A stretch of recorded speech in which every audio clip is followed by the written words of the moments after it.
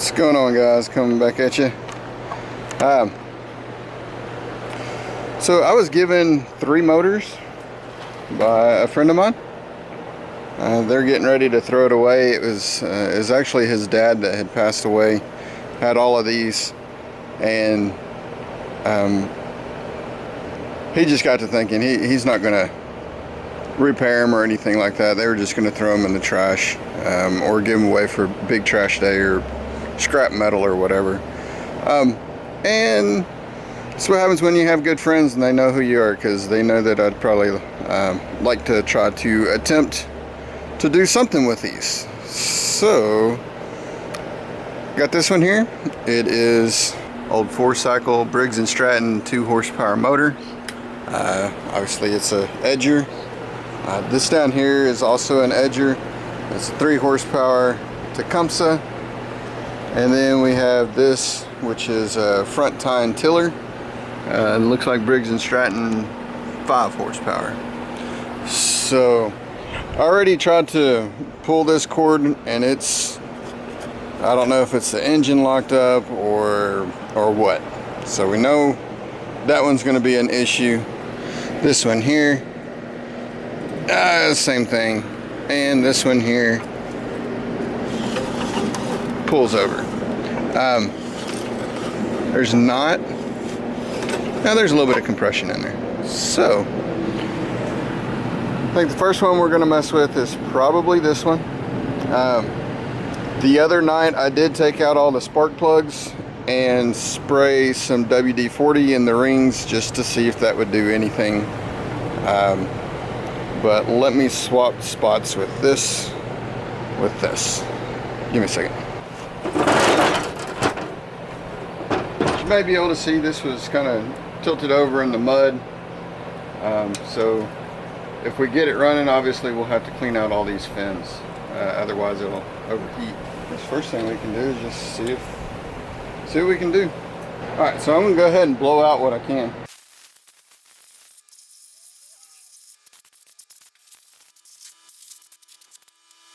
Now that's taken care of, so the first thing we'll do is just kind of clean this off.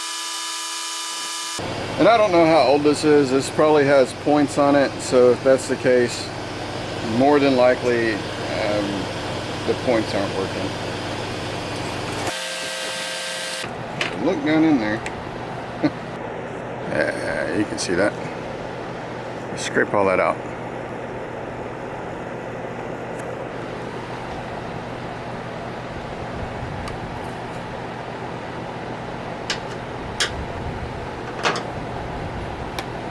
Obviously that needs a hose.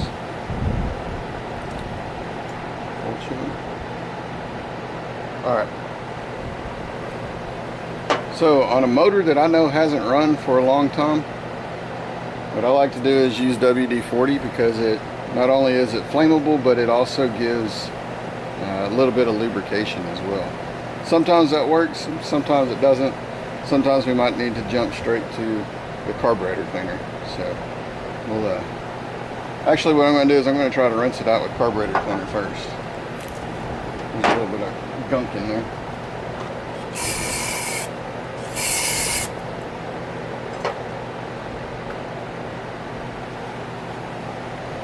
Okay.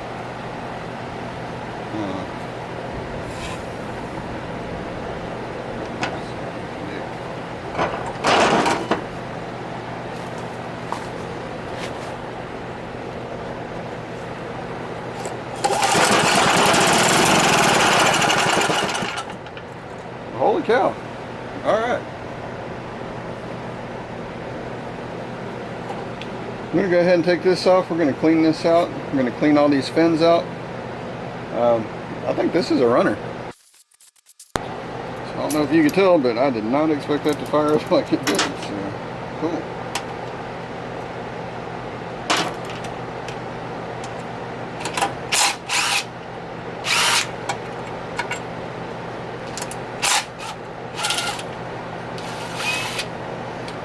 This is old school. That's how you ground it out, and that's how you kill the engine.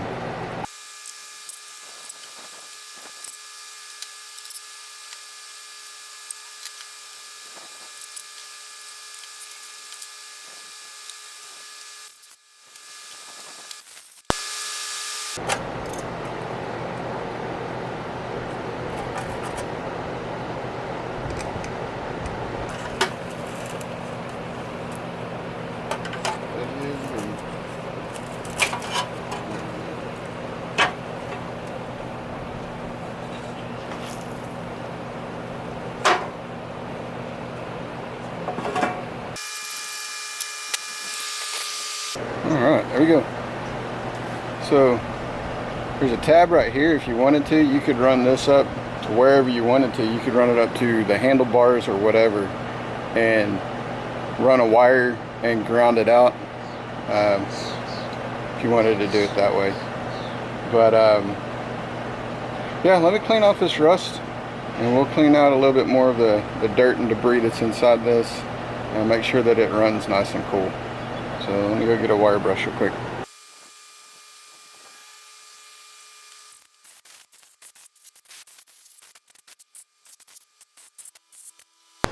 Big old dirt dauber's nest in there.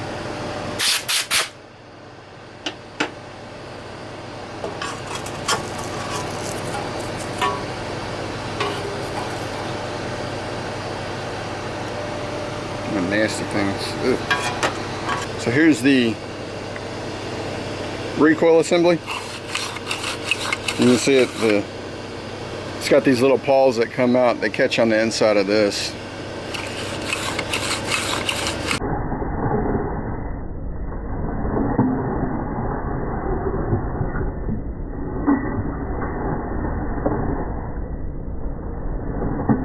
But this recoil is nice, so there's really nothing we need to do to this other than blow it out.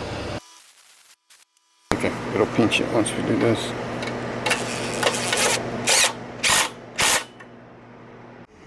Alright, so I need to get me some more of this hose. It's I really like it. So you can see this tank is completely empty. There's nothing in there. There we go.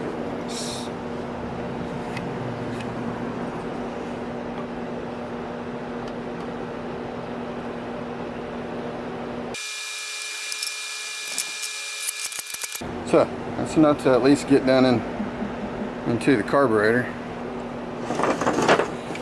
Before I get all gung-ho, I should probably check the oil.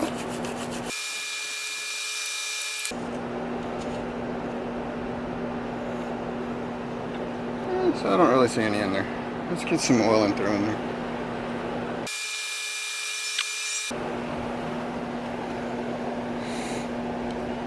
Alright, it's really clear now, so it's hard to see. So that should be good enough for now. Again, we got to test this to make sure that the carburetor works. That diaphragm's bad for sure. Now, all of that started flooded. We don't know.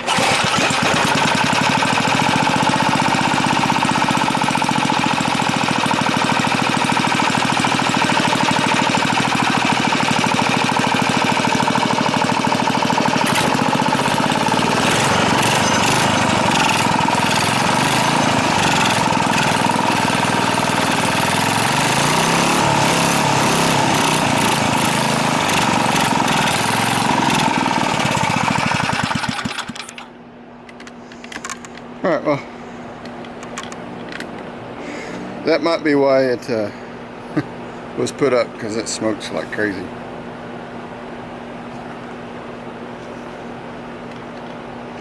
And the diaphragm is leaking.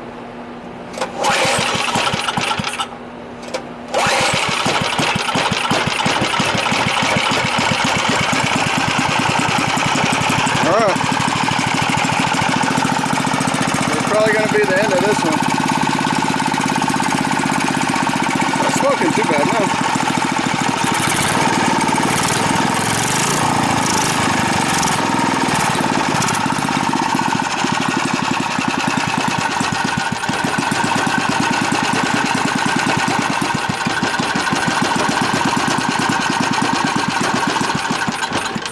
Cool.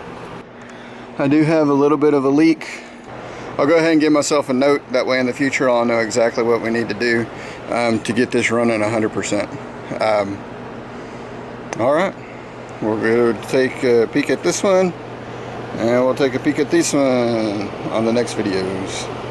Oh, so what I have in mind for this engine, or one of these anyways, is I was thinking about running a belt off of that onto this old power steering pump, and that would essentially work like a hydraulic pump.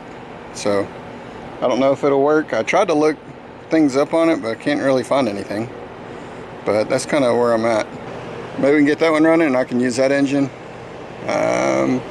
Honestly, I'd like to get this one running and actually use it here in the yard. So all right, let me get the rest of this gasoline drained out and we'll go to the next one. So I may do a video on this one, and I may do a video on that one. Just not too sure yet, but at least we got one of the three running, and I'll catch you next time. Thanks for watching. See ya.